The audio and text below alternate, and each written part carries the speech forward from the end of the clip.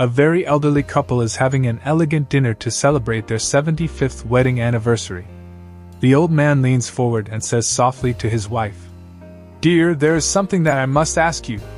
It has always bothered me that our 10th child never quite looked like the rest of our children.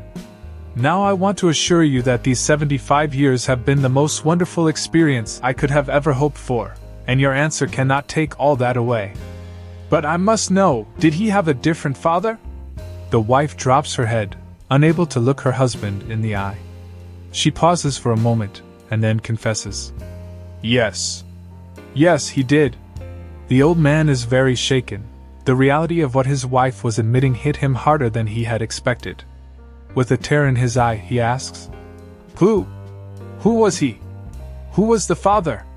Again, the old woman drops her head, saying nothing at first as she tries to muster the courage to tell the truth to her husband.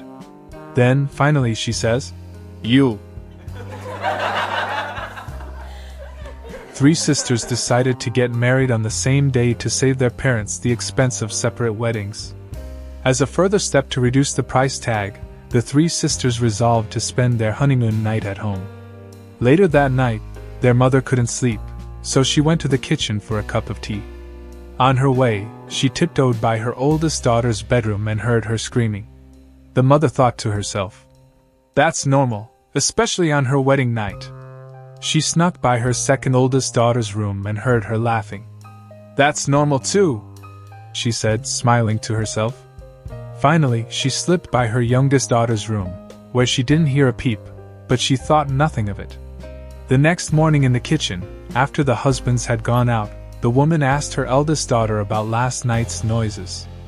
"Well, Mom," she replied, "you always said if it hurt, I should scream." "You're absolutely right, sweetheart," the mother assured her, turning to her middle daughter. "Now why were you laughing?" she asked. "You always said if it tickled I could laugh," she answered.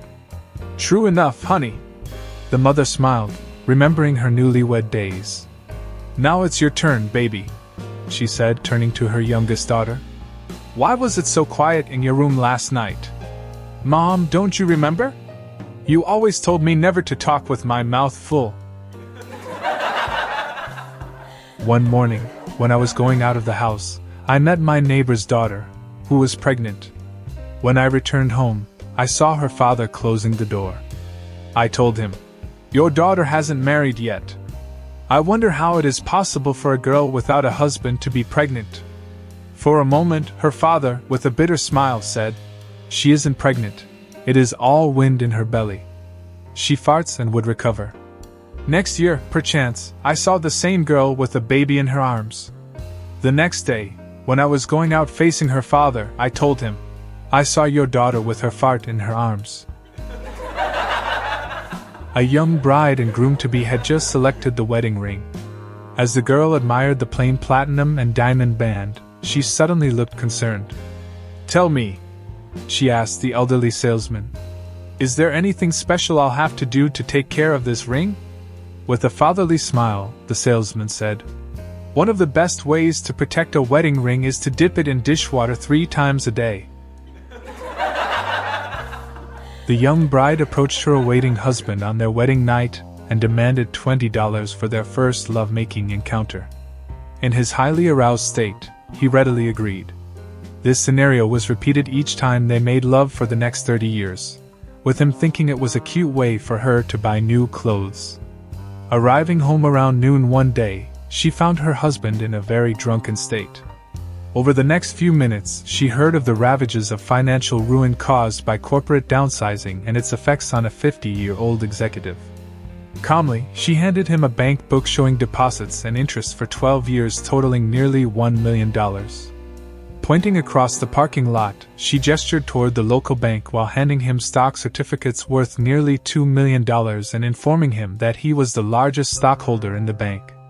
She told him that for 30 years she had charged him each time they had and this was the result of her investments. By now, he was distraught and beating his head against the side of the car. She asked him why he was disappointed at such good news, and he replied, "If I had known what you were doing, I would have given you all of my business." Husband knocks on the door at midnight. Wife, go back where you came from. Husband, open the door, or I throw myself in the swimming pool. Wife, go ahead and kill yourself. Do you think I care? So the husband stands near the dark part of the gate and waits for 2 minutes, takes a big stone, and throws it into the swimming pool. Eschewed. The wife hears, opens the door, and runs towards the swimming pool. The husband quickly sneaks into the house and then locks the door. Wife, open the door, or I will shout. Husband, shout till all the neighbors wake up and come here. Tell them where you are coming from by this time of the night with only a panty. John asks his wife, Mary, what she wants to celebrate their 40th wedding anniversary. Would you like a new mint coat? He asks. Not really, says Mary. Well, how about a new Mercedes sports car? Says John. No, she responds. What about a new vacation home in the country? He suggests. She again rejects his offer with a no thanks. Frustrated, he finally asks, well, what would you like for your anniversary? John, I'd like a divorce, answers Mary. John thinks for a moment and replies, sorry, dear, I wasn't planning to spend that much.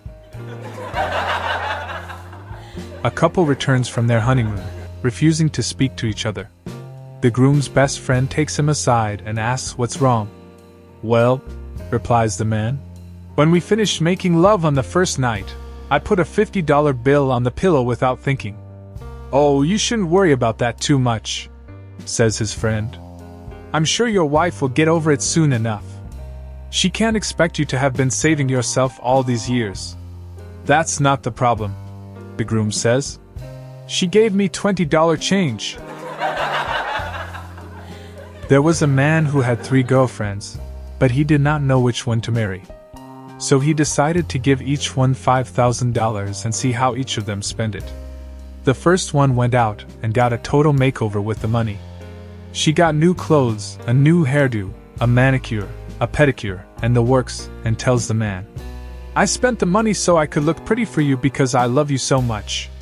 The second one went out and bought new golf clubs, a CD player, a television, and a stereo and gave them to the man. She said, I bought these gifts for you with the money because I love you so much. The third one takes the $5,000 and invests it in the stock market, doubles her investment, returns the $5,000 to the man, and reinvests the rest. She says, I am investing the rest of the money for our future because I love you so much. The man thought long and hard about how each of the women spent the money. Finally, being the mere man he was, he decided to marry the one with